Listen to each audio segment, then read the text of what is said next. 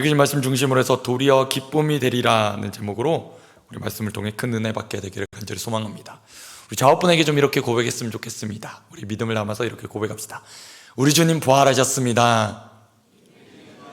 우리 주님 다시 오십니다.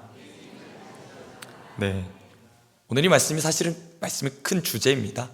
우리 주님 부활하셨고 우리 주님 다시 오시게 될 것입니다. 지난 시간에 이어서 우리 요한복음 16장 이제 중반부를 보고 있는데요. 요한복음 16장에는 이제 예수님이 정말 얼마 안 있으시면 떠나시게 될 것을 이야기합니다. 예수님의 가시게 되심을 이야기하는 거죠. 그러고 나서 또 중요한 것을 이야기해 줍니다. 무엇을 이야기해 줍니까? 성령님이 오시게 될 것을 이야기해 줍니다. 예수님의 가심과 또 오시게 되실 성령님에 대해서, 또 그분이 오셔서 우리에게 어떤 사역을 하시게 될 것인지를 제자들에게 알려주고 계십니다. 정말 이제 예수님의 제자 훈련이 얼마 남지 않았습니다. 그러면 좀 제자들의 마음이 이렇게 좀 명확해지고 좀 선명해지면 좋겠는데, 오히려 제자들의 마음이 좀 어떨까요? 오늘 말씀을 읽은 것처럼 도리어 근심이 되고, 사실은 아직도 예수님이 하시는 말씀의 내용을 알아듣지 못하는 모습을 보여주고 있습니다. 그래서 오늘은 사실 예수님이 조금 더 부연 설명을 해주시는 것을 보게 됩니다. 이제 성령님이 오시게 될 것입니다. 그 성령님 오셔서 너희에게, 내가 너에게 읽는 것을, 내가 너에게 가르친 것을 가르쳐 생각나게 하게 되실 것이다 라고 알려주고 있습니다. 그분이 오셔서 세상에 대해서, 죄에 대해서, 의에 대해서 심판하게 되실 것이라고 말씀하셨습니다. 자, 그러고 나면 이제 어떻게 됩니까? 조금 있으면 이라는 말을 오늘 본문을 보시면 자주 반복하는 것을 보게 됩니다. 조금 있으면 그것이 7번이나 반복되는 것을 보게 됩니다. 잠깐 뒤면 어떻게 되느냐? 너희가 나를 보지 못하게 될 것이다 라고 말합니다. 제자들 안에 큰 두 가지 의문이 있습니다. 큰 두 가지 의문이 있습니다. 하나는 뭐냐? 그럼 예수님이 어디로 가실까라는 거예요. 예수님 지금 계속 가신다고 얘기하거든요. 그럼 예수님 도대체 어디로 가십니까? 라는 겁니다. 그럼 두 번째 질문은 뭘까요? 언제 가시느냐라는 거예요. 이 두 가지 질문에 대해서 예수님이 첫 번째는 얘기해 주셨습니다. 내가 아버지께로 갈 것이다 라고 말합니다. 내가 아버지께로부터 왔고 다시 아버지께로 돌아가게 될 것이다 라고 지금 계속 말씀해 주셨습니다. 그래야지만이 너희를 위해 도우시는 보혜사 성령님이 오시게 될 것이다 라고 알려주었습니다. 그럼 이제 제자들에게 남은 질문이 무엇일까요? 예수님 언제 가십니까? 라는 거예요. 그것에 대한 오늘 설명이 조금 있으면 이라는 겁니다. 사실 지금 제자들이 느끼는 조금 있으면과 예수님이 말씀하시는 조금 있으면은 또 다른 것 같아요. 그렇죠? 또 우리가 느끼는 예수님의 또 조금 있으면은 또 다른 것 같아요. 왜냐면 어쩌면 주님에게는 첫날이 하루 같기 때문입니다. 우리 주님이 성경 말씀을 통해 우리에게 말씀해 주셨습니다. 내가 조금 있으면 너에게 다시 오겠다라고 말씀하셨습니다. 아직 안 오셨습니다. 그러나 반드시 우리 주님은 다시 오시는 줄 믿습니다. 약속하셨기 때문에.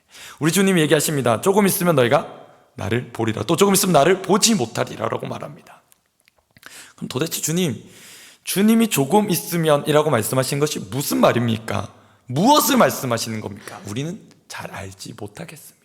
제자들 간에 서로 이야기합니다. 도대체 예수님 저 말씀이 무슨 뜻일까라고 서로 의문하고 질문하고 있습니다. 서로 논의합니다. 근데 여러분 알 수 있을까요? 사실은 지나야 알게 되는 것입니다. 무엇입니까? 예수님이 십자가에 달려 죽으시게 될 것입니다.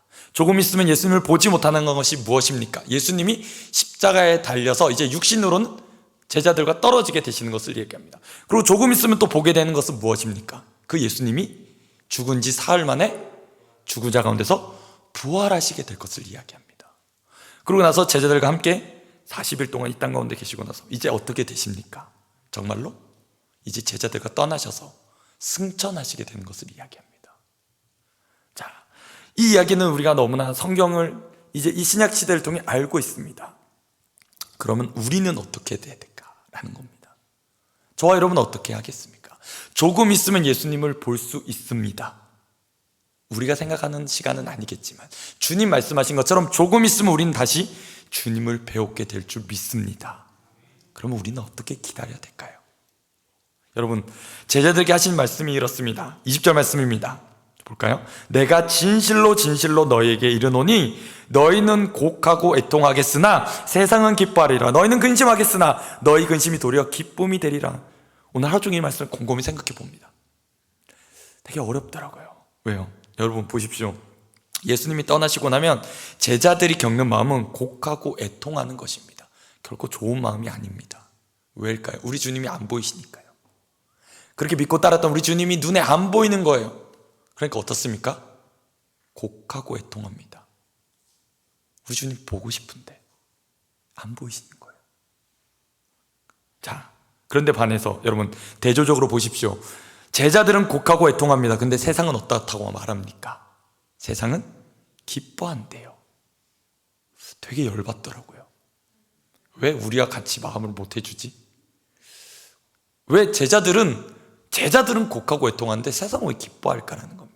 여러분, 먼저입니다. 세상은 왜 기뻐하겠습니까? 이 세상은 먼저 제자들의 이 입장에서 생각해보면 바로 예수님을 거부한 유대인들입니다. 예수님을 거부한 그들이 바로 세상인 것입니다.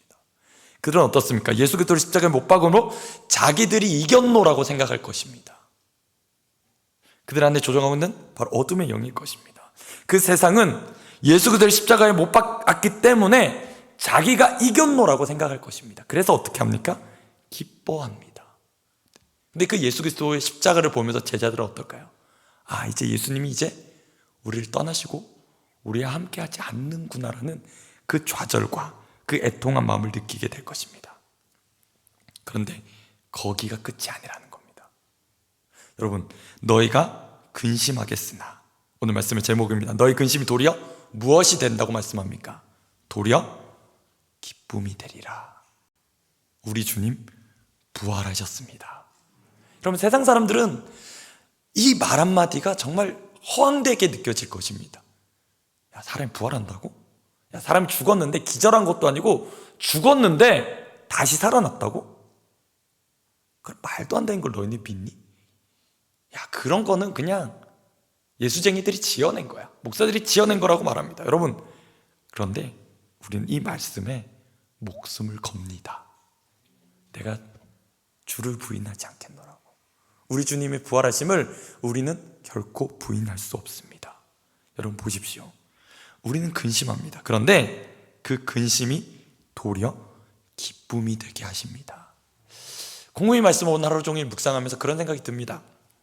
예수를 믿고 따라가는 제자로서 살아가는 저와 여러분이 어쩌면 오늘도 곡하고 애통하는 이 세상 가운데 살아갔습니다. 좋은 일도 있겠지만 좋은 일들보다는 사실은 예수 믿는 것으로 인한 그 불편함, 그 어려움, 그 핍박과 환난이 저와 여러분 삶 가운데 있었는 줄 모릅니다. 그런데 여러분 기억하십시오. 주님이 그 시간을 통해 우리에게 다시 도리어 기쁨이 되게 하시는 줄 믿습니다. 왜일까? 왜 그게 가능할까? 여러분, 우리 눈엔 보이지 않아요. 육신의 눈으로는요, 여러분, 우리가 예수님을 볼 수 없어요. 근데 우리는 성령님을 통해 확신하고 있습니다. 우리 마음에 확신하고 있어요. 무엇을 확신합니까? 주님이 세상 끝날까지 나와 함께 하신다. 어떤 일이 있어도, 무슨 일이 있어도, 무슨 삶의 어려움을 겪어도 부인할 수 없는 한 가지는 뭐냐면 그 예수님이 나와 함께 하신다라는 겁니다. 눈에 안 보이잖아요. 좀 보여졌으면 좋겠습니다. 좀 손에 만져졌으면 좋겠습니다. 그런데 여러분 부인할 수 없어요. 왜요? 성령이 우리 안에 오셔서 보혜사 성령께서 우리 안에 어떤 일을 하십니까? 이게 믿어지게 하시는 거예요. 이게 믿어졌어요. 여러분, 세상 사람들은요, 콧방귀 낀다니까, 야, 그런 말도 안 되는 걸 믿냐고 그 사람들은요, 조롱합니다. 근데 우리는 목숨을 걸고 부인할 수 없어요. 내 안에 믿어진다니까요. 무엇이요? 주님이 세상 끝날까지 나와 함께 하시겠다는 거. 여러분, 보십시오. 세상은 우리를 조롱했습니다. 그래서 세상이 기뻐합니다. 그런데 이게 바뀌게 됩니다. 그럼 언제 바뀌게 될까요? 우리 주님 다시 오시면. 여러분, 우리는 주님을 반드시 뵙게 될 줄 믿습니다. 개인적인 삶의 끝이 있습니다. 그렇게 뵐 수도 있습니다. 어느 시에 어느 때에 우리가 주님께 우리의 육신의 생명이 다해서 주님을 만나게 될지 모릅니다. 근데 분명한 건 뭐냐면 그 끝에 우리가 주님을 만나게 될 것입니다. 그리고 주님의 때에 우리 주님 반드시 다시 오시겠다고 말씀하신 그 때에 세상 끝날에 우리 주님 반드시 다시 오시게 될 것입니다. 그때 우리가 확인해 볼 수 있는 게 뭘까요? 세상이 여태껏 우리 조롱했어요. 세상이 여태껏 우리 놀렸어요. 저 예수 믿는 어리석은 사람들, 지금 할 일 없어가지고 시간이 남아 돌아서 저렇게 교회 가서 예배하고 있는 저 어리석은 사람들이고 조롱했던 그들이 도리어 어떻게 됩니까? 그들이 애통하고 곡하는 것을 우리는 보게 될 것입니다. 우린 그날에 기뻐하게 될 것입니다. 저와 여러분 이것을 확신하시기를 간절히 소망합니다. 그것을 예수님이 제자들에게 알아듣게 해주고 싶으신 거예요. 사실 여러분 우리는 알아듣잖아요. 여러분 근데 우리가 똑똑해서 알아듣는 겁니까? 우리가 공부를 많이 해서 알아듣는 겁니까? 아닙니다. 저와 여러분 안에 성령님이 오셨습니다. 진리의 영이신 성령께서 우리 안에 오셔서 우리를 진리 가운데로 이끌어 가시는 줄 믿습니다. 주님이 주신 이 말씀이 깨달아지고 믿어지게 하시는 줄 믿습니다. 그래서 어떻습니까? 이 주님의 다시 오심 우리는 믿고 기다립니다. 그래서 보십시오. 주님이 이 제자들, 아직은 성령이 오시지 않아서 알아듣지 못하는 이 제자들을 위해 비유적으로 말씀해 주십니다. 뭐라고 말씀하십니까? 봐라, 여자가 해산하게 되면, 그때가 이르면 어떻습니까? 근심하게 됩니다. 왜요? 아이 놓는 고통 때문에요. 그 두려움이 있습니다. 그러나 아이를 낳게 되면 세상에 사람 난 기쁨으로 말미암아 그 고통을 다시 기억하지 않게 될 것이다. 잠시 우리 눈앞에 예수님의 십자가의 그 참을 수 없는 고통을 보게 될 것입니다. 예수님도 고통 가운데 말씀하십니다. 엘리 엘리 나마 사박다니야, 나의 아버지 나의 아버지 나의 하나님 어찌하여 나를 버리셨습니까? 비통한 말씀을 하십니다. 그러나 십자가가 끝이 아니라 그 이후에 무엇이 있습니까? 우리 주님이 부활하셨습니다. 승천하셔서 이전에 누리셨던 아버지와의 그 영원한 친밀함 가운데, 그 교제 가운데 하늘 보좌에 지금도 다스리고 계신 줄 믿습니다. 그것으로 저와 여러분을 초청하십니다. 성령이 이 시간 우리 가운데 임재하셔서 우리를 진리 대신 예수 그리스도께로 이끄는 줄 믿습니다. 그 말씀 우리 가운데 믿어집니다. 우리가 아멘으로 반응합니다. 그 말씀 때문에 우리는 생명을 걸고 예수를 믿습니다. 그래서 어떻습니까? 우리가 예수 그리스도께로 이끌림타입니다. 우리가 예수 그리스도의 이름으로 기도합니다. 예수 그리스도와 함께 하심을 오늘도 믿고 신뢰하며 살아갑니다. 그러면요, 길이요 진리요 생명 되신 예수 그리스도는 우리를 아버지께로 이끄십니다. 그때 우리가 어떻습니까? 삼위 하나님이 누리셨던 그 친밀함, 그 교제함, 세상이 알 수도 없고 줄 수도 없는 그 평안과 기쁨을 우리는 성령을 통해 예수 그리스도 나아가 그 친밀함을 누리게 되는 줄 믿습니다. 그래서 우리가 기쁜 겁니다. 여러분 그렇지 않습니까? 뭘 가져서, 뭘 이루어서, 뭘 떵떵거릴 수 있게 되어서 우리가 기쁜 것이 아니라 세상이 알 수도 줄 수 없는 그 하나님과 누리게 된 그 친밀함, 그 관계 회복을 우리가 누릴 수 있게 되었기 때문에 우리는 이제 기뻐하게 되는 줄 믿습니다. 그리고 그 기쁨을 우리는 결코 빼앗기지 않게 될 줄 믿습니다. 여러분, 정말 여러분 안에 하나님의 함께하심이 선명하게 보여지기를 간절히 축복합니다. 그래서 우리 안에 부인할 수 없는 것, 주님의 이 함께하심. 그래서 여러분 때로는 우리가 눈물을 흘릴 수도 있습니다.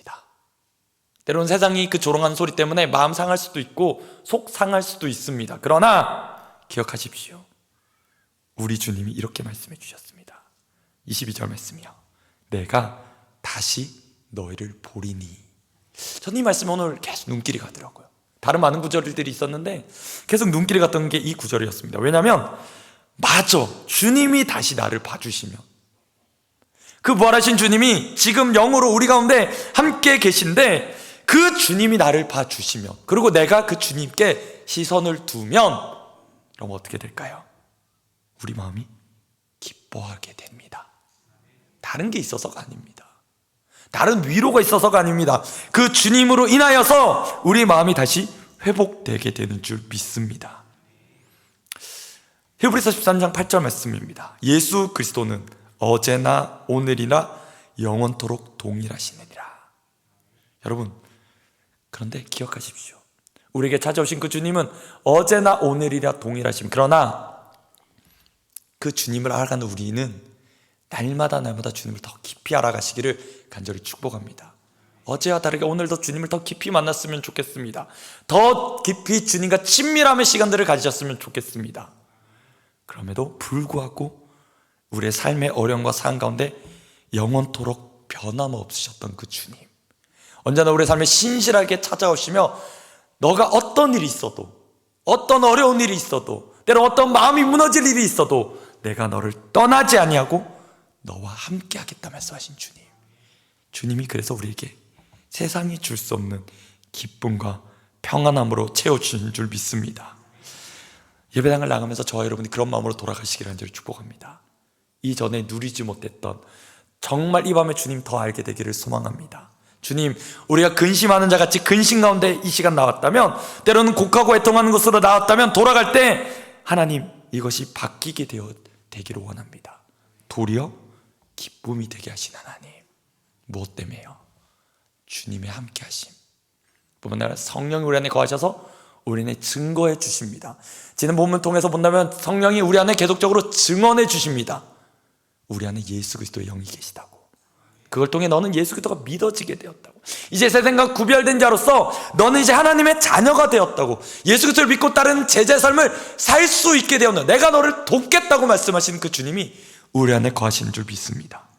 그것 때문에 우리는 기뻐할 수 있습니다. 저 여러분이 기억하셨으면 좋겠습니다. 우리 주님 부활하셨습니다. 우리 주님 반드시 다시 오십니다.